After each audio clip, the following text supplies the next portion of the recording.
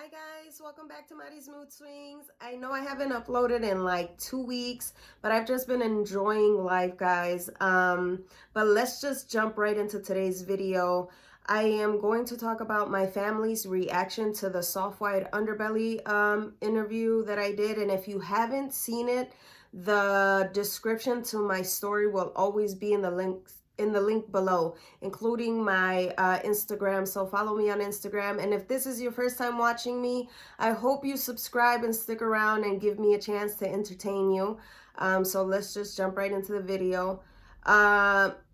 So when I got back from LA, I was ridiculously nervous, and my family didn't know what I was doing at all whatsoever, except for my younger sister. Let's give her a name. We're going to name her Love, because that's exactly who she is to me. That girl is my rock. She's 5 years younger than me. She's my rock. She's my everything. I love her to death. I feel like she's more than just my sister, but like my child in some way. She's my everything, though. She's my best friend. But she knew what I was doing, and she was 1,000% supportive. She's my biggest supporter in life, period. So when I got back from LA, I instantly wanted to tell my family, so it wouldn't catch them off guard too much. So I started with my siblings that are here and the ones that I actually have a relationship with, which is my two older brothers. So I have 4 brothers, and the 2 oldest were my abusers, who I haven't seen or talked to in over 14 years. And I don't talk to my older sister either. I haven't seen her what feels like a year now. Or maybe less than that, but it feels like a year. But we really don't really have a relationship either. So let's give my brothers a name. One of my brothers is like a year and some change older than me. We're gonna name him Tom. Sorry, Tom. But we're gonna name him Tom. And then I have another brother. Let's name him Jerry. And he's like in his late 30s. So anyway, so I messaged them on a group message saying I wanted to have a siblings meeting. And they were like, instantly, Jerry was like, "Are you pregnant?" I'm like, "No, I'm not pregnant." And then Tom just ended up FaceTiming me. Now, Tom is the serious one out of all of us. He's like the major adult. Like, he's like no nonsense, just you better be on your P's and Q's. Like, he's the one that you go to for any real life advice. So he FaceTimed me and was like, "What's going on?" And I was emotional, guys. I was like, man, what if this goes absolutely left and they're upset with me? Because remember, when I spoke out when I was 16, I was like shunned by my family. So I thought that the same thing was going to happen. So I was mentally preparing myself for that. So I was already like, okay, if this goes left and they're upset with me, I'm ready to cut ties, because this is going to be unhealthy for me. So I was already putting myself in that mindset of like, man, I might lose my family. And so he FaceTimed me and he says like, "What's going on?" And then I tell him that I went and he's a fan of the soft white underbelly. So I told him that I went out to LA to do an interview to tell my story. And I instantly, like, I'm so emotional, guys. Like, anyway, that's neither here nor there. And I was telling him what was going on, and I got emotional. And he's like, "Well, you have the right to tell your story. It is your story. You're a grown woman now. You have the right to do what you want with your life story." And he just said, "But just keep in mind, there are going to be some people that are not going to be happy with what you're doing, and you have to be mentally prepared for that. And I told him that I was mentally prepared for that because I thought about all of these things before even going out there to do the video. And he's like, well, I support you, and you have the right to tell your story. So Tom was done. He was done, right? So I moved on to Jerry. So I went over to Jerry's house, and he was sitting in the living room. They were just about to eat, and I'm like, great, I'm about to ruin like their whole meal or whatever. And he was there with his wife, and he's like, well, what's going on? What's happening? And I'm sitting down, and then he tells me to sit down on the couch, and he's like, what's up? What's going on? And him and his wife are just staring at me, and I'm like, damn, I'm like sweating. My heart is racing. I'm getting anxiety. Like, I'm like, what if he tells me, get the hell out of my house? Like, I felt like I was having PTSD from the moment when I spoke out, because everything was, it was just not the greatest experience at the age of 16. But so I told him that I went to LA. I got on this, I got the opportunity to go on this platform to tell my story. And I told him why. And then he goes, have you spoke to my dad? And I said, no. And he's like, have you spoke to Tom? And then I was like, yes. And he said that I have the right to tell my story, so he was fine with it. And then he's like, so you haven't talked to my dad? And I was like, no, why? And then he's like, well, my oldest brother, one of my abusers, ended up having COVID at that moment. And they didn't know if he was going to make it. And so he told me that, and I instantly started crying, because I started thinking, this is going to crush my dad. If I was thinking, you know, what if my brother dies, and then I'm giving him this information that I just told my story to the world.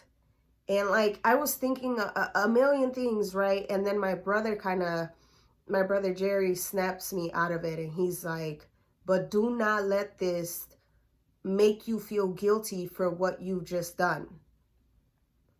And then he hugs me, and he says, because you have helped me too.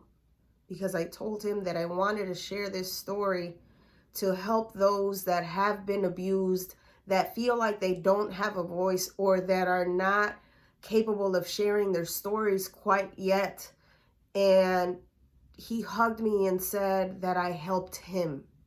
And he has his own story, but I will not tell it, because that is not my story to tell. And just hearing him say thank you,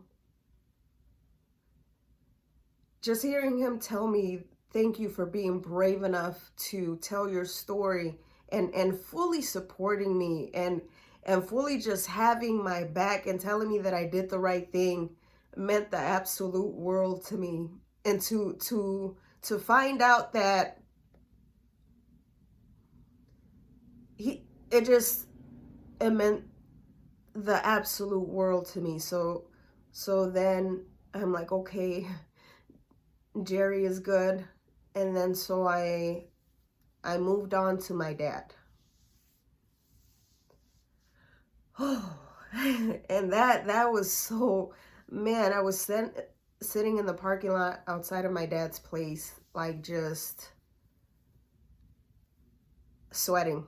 Like, again, my heart was racing. I was having anxiety. I was mentally preparing myself to, again, maybe I'm about to lose my dad right now. So I go into his place, and we sit on the couch, and he's like, you know, he's like, what's going on? And I tell him, I said, Dad, I got this opportunity to go to LA. I was just there a week ago, and or a couple days ago, and I got the opportunity to go on this platform to share my story, my life story. And I kept telling myself, don't get emotional, don't get emotional, don't get emotional, because I wanted to make sure that I was expressing myself as clearly as possible as to why I wanted to share my story. And I told him, he asked me why, and I said, because I want to show people that it doesn't matter where you come from, you can still progress in life, and don't let other people define your future, and that it's not okay to be silent anymore, and that I wanted to break these don't ask, don't tell generational curses. And my dad goes, you have the right to tell your story. He's like, you are a grown woman. I cannot tell you what to do. You have every right to tell your story if that's what you want to do.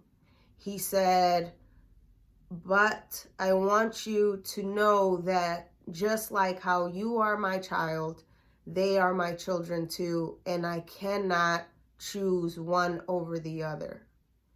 And I said, I absolutely understand, and I don't want you to do that. I don't have children myself, but I can't ask someone to, I don't want you to support your other children at all whatsoever. I feel like I just don't have the right to do that. I'm not a parent. I don't know what that feels like, and I'm not going to pretend like I do. But he was supportive, and then the video came, and then so I left his place with him saying, you know, I support you regardless of whatever, you know. And so I left his place, and as soon as I hit outside, like, I instantly started crying. I was like, man, I thought this whole thing was gonna go left. I thought my family for sure was not gonna talk to me anymore. I thought they were gonna be mad because of my first experience when I spoke out when I was 16. But it did the absolute opposite for me. It did the absolute opposite for my family. Like, after the video came out, I messaged my siblings on the group message. The video is out, and I send them the link. And they were each supportive separately. They would not message me on the group message that they were supportive. So that made me feel a way, like, why are you guys supporting me separately, but you won't show each other that you're supporting me? So my brother Tom gives me a call like 2 days later after the video was out. And he's like, where are you? I'm like, here at my place. And he comes over. He's like, I'm coming over. So he comes, I open the door, and he instantly hugs me and says, I saw your video. And we're standing here in the middle of my place, like, and I'm crying. And he's like, I'm so proud of you.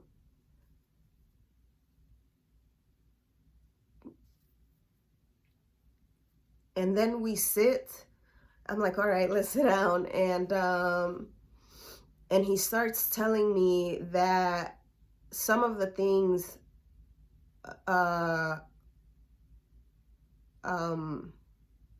on their end was like a miscommunication. Well, when I was 16, and when I told, I wasn't aware, if you guys remember, they didn't speak to me for what felt like 3 months. So I felt shunned from my family. But the thing was that DCFS had all of my brothers removed from the house.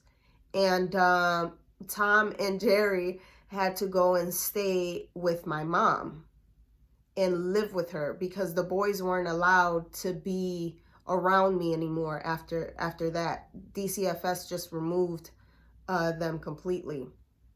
And I wasn't aware of that. I wasn't aware that they weren't allowed to talk to me until the investigation process was over, even though it had nothing to do with Tom or Jerry. But I'm assuming because they were boys, that's why they removed them. I don't know. I can only assume at that point. But they weren't allowed to talk to me for those, like, what felt like 3 months. And I wasn't aware of that. I just thought that they hated me and they didn't want to talk to me. So I told him that. I said, I really felt like you guys didn't want to talk to me anymore. And he said that no, that he wasn't allowed to speak to me. And then we cleared up some other areas, some other little things, and we realized that we needed to work on our communication skills in general, as a whole, as a family. And in that moment, we have been doing just that. We have been communicating great. My family has been healing so much after this video. I cannot express how lucky I feel that we have all grown and matured in such a positive way, that we are letting each other speak, and we are actually listening, and we are actually moving forward in a healthy way. And what did it for me was, I went over to my dad's like a week ago, and we were talking about his life, because now I'm getting more and more confidence to ask him questions about his life, and wanting to know where he comes from, and the kinds of things that he used to think when he was younger. And we were talking about some of his stories, which I will share with you guys. I'm going to ask him if it's okay. But we got to a point of how we were talking about breaking generational curses and breaking generational chains. Because I was telling him how my mom isn't the greatest example of a woman at all. And my older sister has kind of followed her footsteps. And I was telling my dad that in order for things to change, we have to make certain changes, and they're going to be difficult to do, but we have to start asking ourselves, what are we doing to contribute to this generational curse? It's time to look at yourself and ask yourself, are you contributing in a positive way, in a healthy manner, to like change the outcome of your bloodline? And my dad finally said that we do need to start changing these generational curses. And hearing him say that meant so much to me. It genuinely made me feel like here I am staring at my old man who's been through hell and back on his own,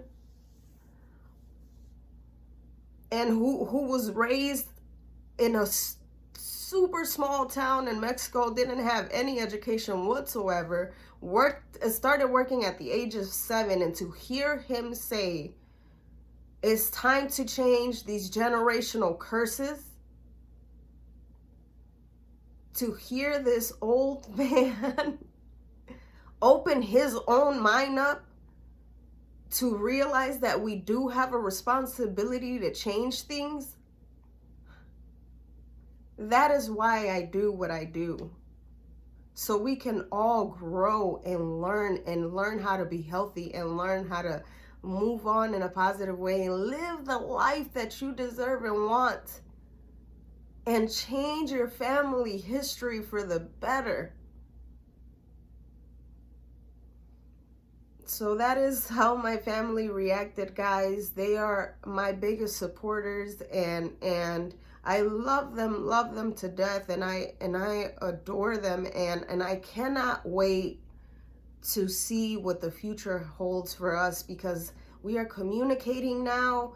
We are really trying to heal as a whole, and it every time we used to get together, it always used to feel like there was a big elephant in the room, you know? And now there's so much fresh air. It is so full of love and possibilities, and I'm just so incredibly grateful for that.